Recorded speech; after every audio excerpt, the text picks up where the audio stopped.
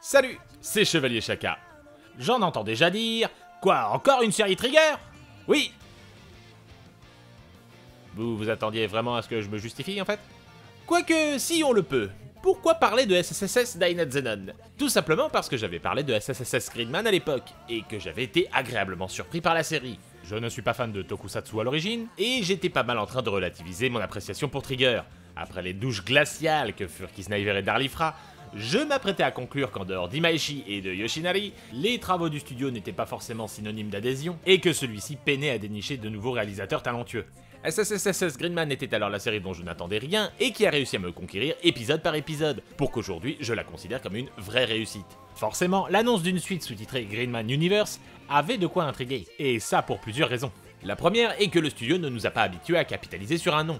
La seule franchise ayant eu le droit à une continuation jusque-là était Little Witch Academia, mais on pouvait plus facilement le concevoir puisque jusqu'alors, les aventures d'Ako se limitaient à un court-métrage et à un moyen-métrage. Il n'était donc pas si surprenant que Yoshinari ait voulu exploiter un peu plus cet univers avec une série.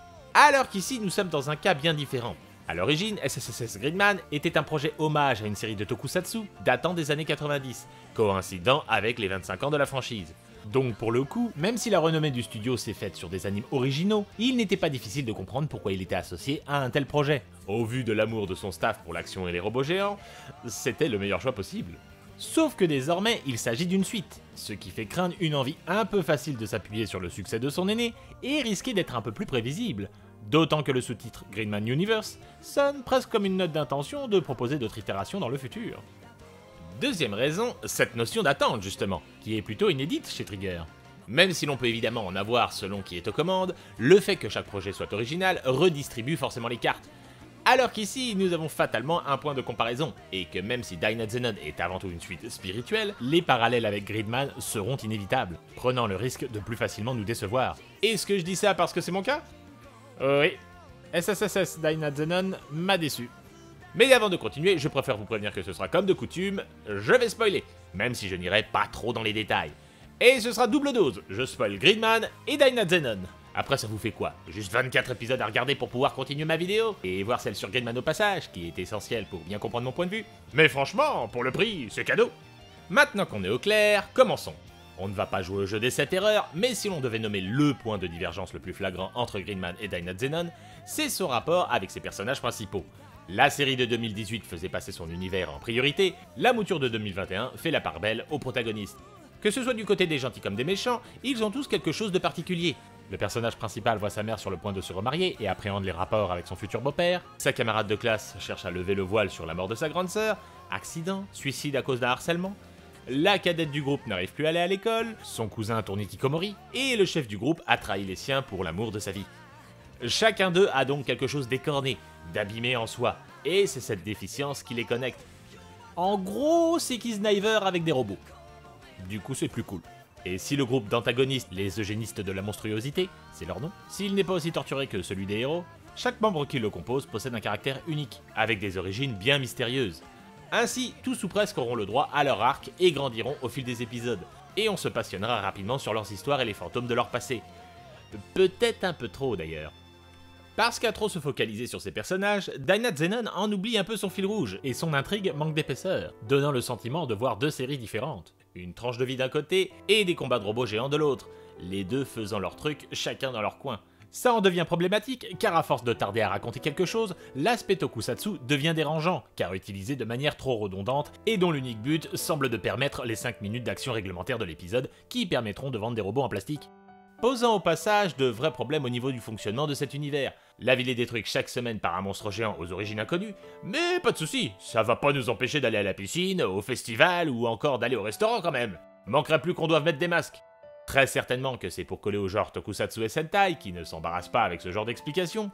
Mais deux problèmes. Déjà, lorsqu'on passe derrière Gridman, qui réussissait à résoudre ça de manière habile, enrichissant en même temps l'intrigue, ça fait un peu tâche. Et quand l'épilogue se met soudainement à montrer la population qui essaie de se remettre de cette période difficile avec les monstres qui détruisaient tout sur leur passage, ça interroge sur l'anticipation des auteurs à ce sujet. Les choses finissent quand même par mieux s'équilibrer vers la moitié de la série, et on commence à vraiment s'intéresser au Némésis qui cherche à créer une utopie monstrueuse, ainsi que les événements qui les lient à Goma, désormais dans le camp de l'humanité. Mais ça ne laisse pas beaucoup de temps au récit pour se développer, à l'image de cette fin faite à la va comme je te pousse qui conclut l'histoire du Dynat Zenon à la moitié du dernier épisode, laissant la plupart des questions sans réponse. Sauf que laisser en suspense quelques questions, c'est une chose, les omettre presque toutes, c'est assez frustrant. À moins que ce ne soit des portes ouvertes pour une 3e saison, mais même dans ce cas, c'est beaucoup trop. L'épilogue quant à lui se focalise sur ce que la série a fait de mieux, ses personnages, renforçant encore plus le sentiment que le robot Dynat Zenon n'avait pas grand chose à dire. Et ce n'est pas le retour de 2 personnages de la série précédente qui va changer la donne. Arrivés non expliqués, rôle assez anecdotique, leur présence semble juste là pour justifier le sous-titre de la série. Et tout ça n'est pas franchement aidé par l'aspect technique. Pourtant, par rapport à Gridman, nous sommes pratiquement dans le cas on prend les mêmes et on recommence. Du réalisateur au compositeur, pratiquement tout le staff est de retour sur Dynat Zenon. Mais c'est à se demander pourquoi ils sont tous revenus, tant personne ne semble avoir quoi que ce soit de nouveau à dire. Les thèmes héroïques de Shiro Sagisu n'ont rien d'impactant, et la réalisation d'Akira Memiya... sans inspiration. Bref, l'équipe semble en pilote automatique et se contente d'appliquer la recette à la lettre.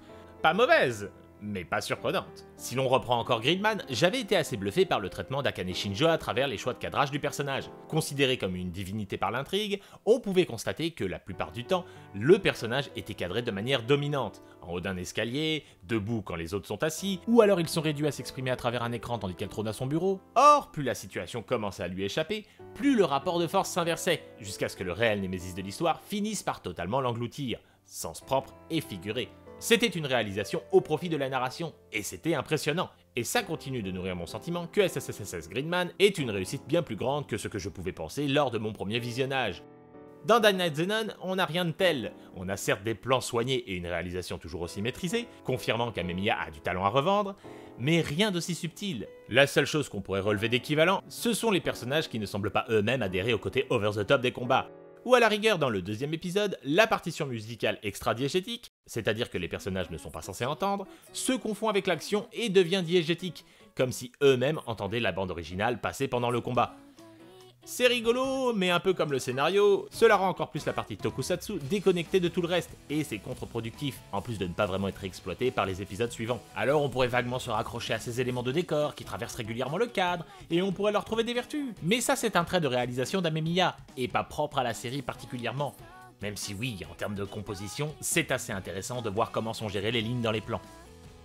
Et dernier clou au cercueil, la plupart des combats n'ont rien de mémorable. Le savoir-faire de Trigger en termes de storyboard rend le tout efficace, et les séquences en 3D de Graphinica m'ont semblé plus belles que pour la série de 2018, mais c'est bien tout. C'est joli, c'est aérien, mais il manque cette lourdeur qui donnait de l'impact au combat de Gridman.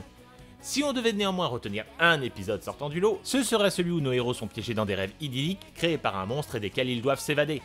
Sauf qu'aussi bien mené qu'il soit, c'est exactement le même concept qu'un épisode de Gridman. Bah oui, encore. Et diffusé à peu près au même stade de la série. Épisode 9 pour l'un et épisode 10 pour l'autre. Certes, l'épisode du rêve prison n'est pas un concept nouveau dans la Japanimation, mais quand il est employé de manière aussi similaire dans une chronologie proche, ça manque de sincérité. Bref, tout ça m'interroge beaucoup quant à la volonté du studio de faire une suite.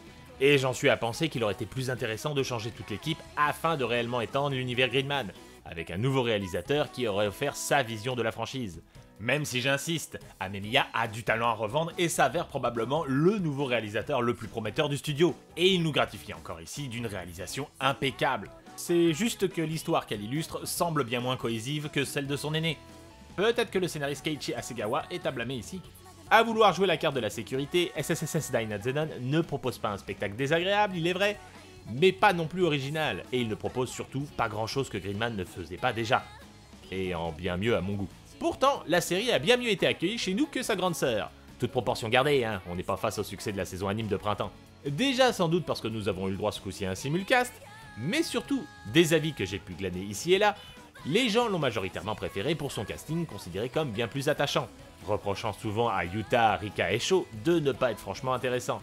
Même si je suis plutôt du genre à penser que leur simplicité était justement leur intérêt et que c'est ce qui évitait à la série d'oublier de faire correctement du tokusatsu, force est de constater que Dynat Zenon propose des protagonistes un peu plus étoffés, et que si les combats de robots ne sont pas votre tasse de café, vous serez probablement plus friand de cette mouture. Et justement, je pense que cela s'explique par un phénomène plus global. En France, les séries de mecha, on s'en fout un peu en fait.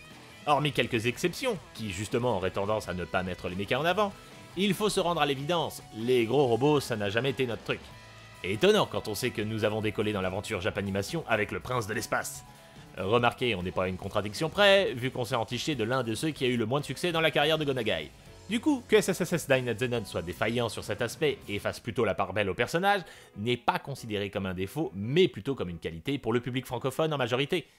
Sauf qu'à mon sens, les réussites dans le genre sont justement celles capables d'équilibrer développement de protagonistes et histoire. Or, en l'état, aussi sympathique que soit cette équipe, il n'y a rien non plus de renversant. C'est probablement l'aspect le plus pénalisant. À vouloir trop faire de psychologie dans une série de mechas de seulement 12 épisodes, l'ensemble est finalement trop convenu pour convenir, et la série n'excelle sur aucun des tableaux. D'une certaine manière, je suis un peu dur, car SSSS Dainet Zenon tient quand même plutôt bien la route dans l'ensemble. Mais qui aime bien châtie bien, paraît-il, et j'ai beaucoup aimé Gridman, alors j'en attendais forcément plus. Du coup, même si cette continuation de 2021 se laisse suivre sans déplaisir, et qu'elle ne fait pas partie des ratés du studio comme le furent Darlie Fry et Kisniver, tout ça interroge beaucoup sur les projets à venir chez Trigger. Tandis qu'Imaishi s'est lancé dans une série de commandes avec Cyberpunk, j'espère que Dainet Zenon n'est pas le premier jalon d'un changement de philosophie pour le studio, qui chercherait à installer des franchises récurrentes, plutôt que de se réinventer dans chaque nouveau projet. Si c'était le cas, eh bien... ça confirmerait le fait qu'il ne faut pas trop s'attacher à un studio, mais avant tout à ses artisans, pas vrai ? Au final, je concluais déjà ma vidéo sur Gridman en disant que j'en aurais bien repris pour quelques épisodes, mais que cela n'aurait sans doute pas été très raisonnable. Dainet Zenon semble me donner raison, malheureusement. Il ne reste plus qu'à espérer que la prochaine saison, qui semble connecter Gridman et Dainet Zenon, n'ait pas des airs de raccrochage de wagon un peu forcés, mais qu'au contraire, elle finisse par donner une vraie cohérence à l'ensemble, et peut-être offrir un nouveau regard sur cette itération de 2021. En tout cas, c'est tout le mal que je lui souhaite.